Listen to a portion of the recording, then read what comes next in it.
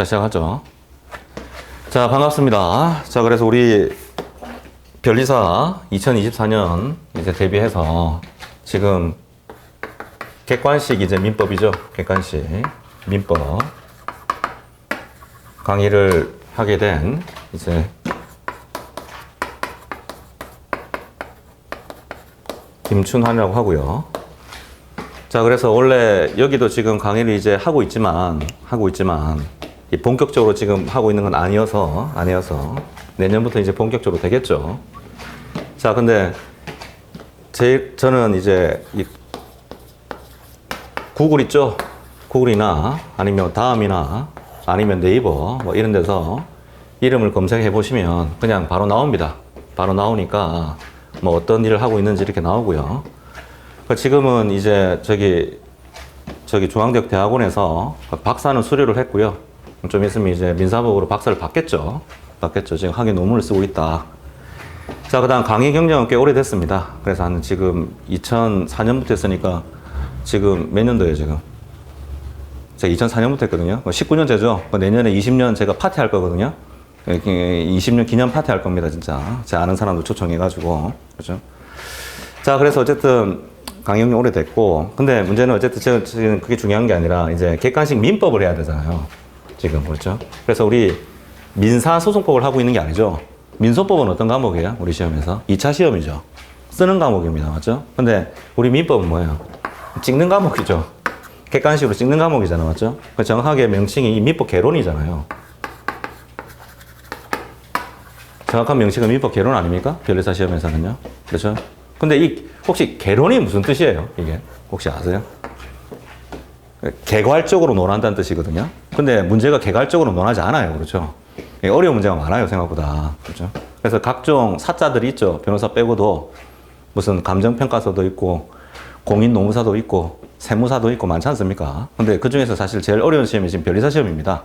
그렇죠? 그래서 변리사 민법은 지금 이게 재산법만 치죠. 변리사 민법은 뭐 재산법만 지금 치고 있잖아, 맞죠? 혹시 우리 재산법은 어떻게 나뉘어요? 민법 총칙이 있죠, 공부하실 때. 그 다음 물권법이 있죠. 그 다음 채권법이 있죠. 근데 이 채권법이 또 법과대학에서는 원래 한 과목이 아니거든요. 그래서 채권 총칙, 채권 각칙 뭐 이런 식으로 이루어지죠. 그렇죠? 그 다음 우리 민법 총칙은 당연히 1조부터 시작하겠죠. 맞죠? 몇 조까지 있죠? 184조까지 있습니다. 그래서 혹시 여기까지만 시험 치는 시험이 있는데 아세요? 민법 총칙만 딱 쳐요. 이름은 민법인데 민총만 쳐요. 그 세무사 시험이에요. 그래서 우리 혹시 시행처가 어디죠? 한국산업인력관리공단이죠. 거기서 세무사 시험 민총만 칩니다. 그래서 선택 과목인데 아무도 선택을 안 해요. 예, 전부 다 왜 184개나 친다고? 자기들 뭐 이렇게 생각하거든요. 왜냐하면 거기 보면 행정소송법이 있거든요. 행정소송법 30개밖에 안 됩니다, 저는. 30개 하실래요? 184개 하실래요? 예, 그러니까 전부 다 지금 막 그렇게 하는데, 그렇죠? 사실은 행정소송법은 민사소송법을 준용하거든요. 그 민소법이 여러분 나중에 배워보시면 1조부터 502조까지 있어. 그 사실은 그건 제가 보기엔 눈 가리고 아웅이야. 그렇지 않은데 전혀 알고 보면 이 민총이 훨씬 양이 적은데 사람들이 잘 모르잖아요, 전 공부할 때는. 그렇죠? 그래서 제가 거기 갈 때 맨날 강의하면, 제 세무사 강의하면 저를 제발 좀 선택 좀 해달라고 뭐 그런 말도 안 되는 소리 하고 있는 거죠, 맞죠? 여기서는 그럴 필요가 전혀 없잖아, 맞죠? 필수인데. 자, 그 다음 이제 물권법이죠. 그 물권법은 185조고 혹시 185조가 뭐예요? 그 물권 법정주의죠, 맞죠? 물권 법정주의. 자, 그 다음 185조부터 372조까지 있고요. 이게 조문이. 그 다음 채권 총칙으로 하면 373조 이렇게 되겠죠? 맞죠? 이거부터 526조까지 있고요. 그럼 여기는 527조부터 몇 조까지? 766조까지 있어요. 766조가 그 유명한 불법행위 소멸시효입니다. 맞죠? 그렇죠? 자, 그러면 766개네, 맞죠? 조문이, 맞죠? 이 다 외우면 되잖아. 객관식이잖아. 툭 까놓고 얘기해서 뭐 조문 다 외우면 되지. 뭐 조문에서 나오면 그건 다 맞추겠네, 문제. 다 외우고 있으면. 맞죠? 불가능해요. 그렇죠? 제가 단언하는데 불가능합니다. 해보면은. 맞죠? 그 다음, 여러분이 예를 들어 변호사 시험 준비한다. 뒤에 더 있어요. 맞죠? 제가 보면 불가능하겠죠. 그거는요. 무슨 말이냐면, 객관식이잖아요. 어떤 문제 나올 것 같아요? 무슨 문제 나올 것 같습니까? 기출입니다. 크게 벗어나지 않습니다. 크게 벗어나지 않습니다. 왜냐하면 객관식인데 우리 산업인력관리공단에서 지금 시험을 하는 거죠. 죄송한데 산업인력관리공단이 그렇게 돈이 많은 데가 아닙니다. 여기가. 그 예산이 많은 데가 아니에요. 그렇죠? 예산이 별로 없어요. 예산이 없는 걸 끌어써가지고 어떻게든 문제를 출제를 해야 돼요. 맞죠? 그러면 어떤 출제를 해야 될 것 같아요? 문제은행식 출제할 수밖에 없습니다. 그래서 교수들한테 돈을 주고 문제를 사겠죠? 그럼 보안각서 쓰거든요? 그럼 그 문제가 모아져 있을 거예요. 맞죠?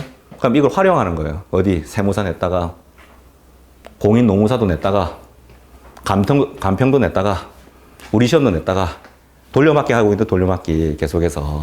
그래서 이 나중에 제 보면 전부 다른 시험 기출문제들 모아놨단 말이에요. 우리 시험 문제는 당연히 들어가 있고요. 당연히 들어가 있고. 그래서 다른 시험 왜 풀어봐야 될 것 같아요? 작년에 노무사 나왔던 거 이번에 별에서 나온다니까요? 거짓말 하는 게 아니라. 돌려막기 한다니까? 돈이 없다고 그랬잖아요, 제가. 실제로. 맞죠? 맞을 겁니다.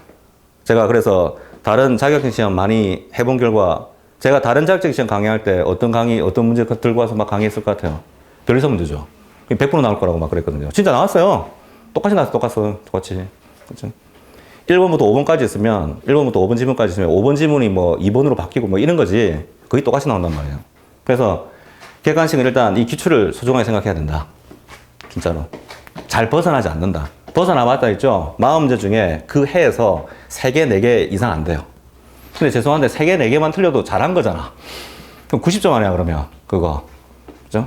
물론 100점 받겠다고 달려들면 그거는 진짜 할 말이 없는데 뭐 한두 개는 인간적으로 틀려줘도 되잖아요. 객관식인데. 합격하는데 크게 지장은 없는데? 내가 보기에는. 그죠? 다른 건 너무 잘 맞지 않는 한은.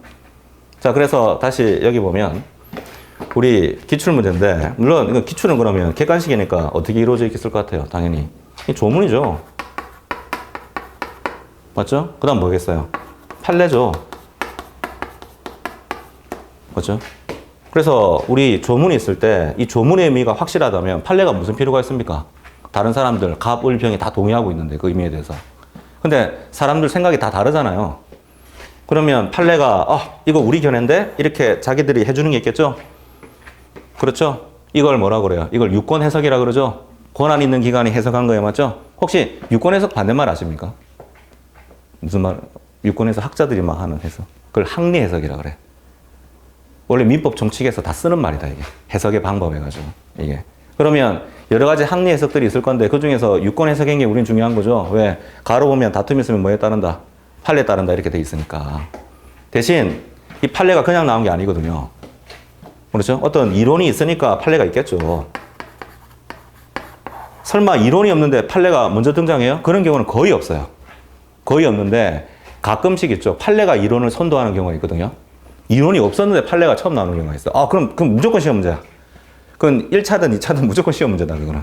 무조건 시험 문제고 그런 경우가 많이 없기 때문에 그러면 일단 조문 판례 위주로 하시면서 이 판례 이해를 돕기 위해서 뭐 학설도 조금 알면 좋죠.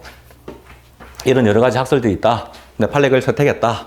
이런 식으로 알고 있으면 좋잖아요. 맞죠? 이게 다예요. 객관식은 이게 답니다. 사실은요. 그렇죠? 그 다음 조문이 중요해요? 판례가 중요해요?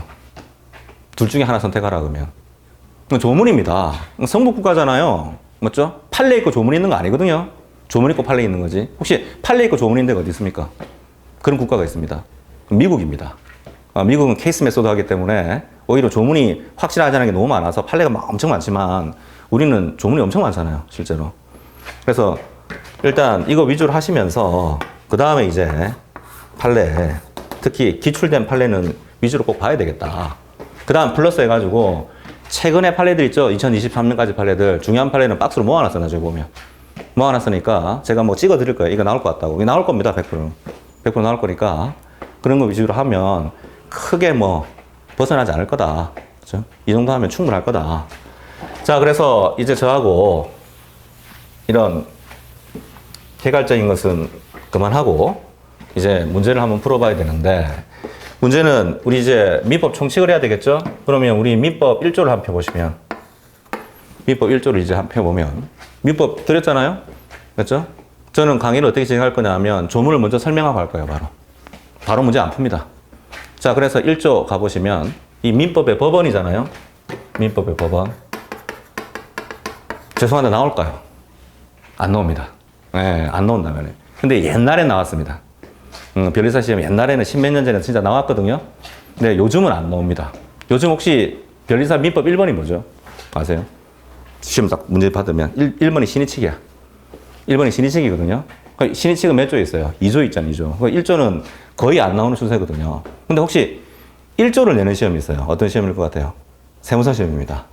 민총만 40문제 치거든요. 그렇죠? 그럼 혹시 교수들 중에서 이런 사람이 있을 수 있잖아요. 들어가서, 변리사 문제 이거 1조를 한 번도 안 냈네? 한번 내보자.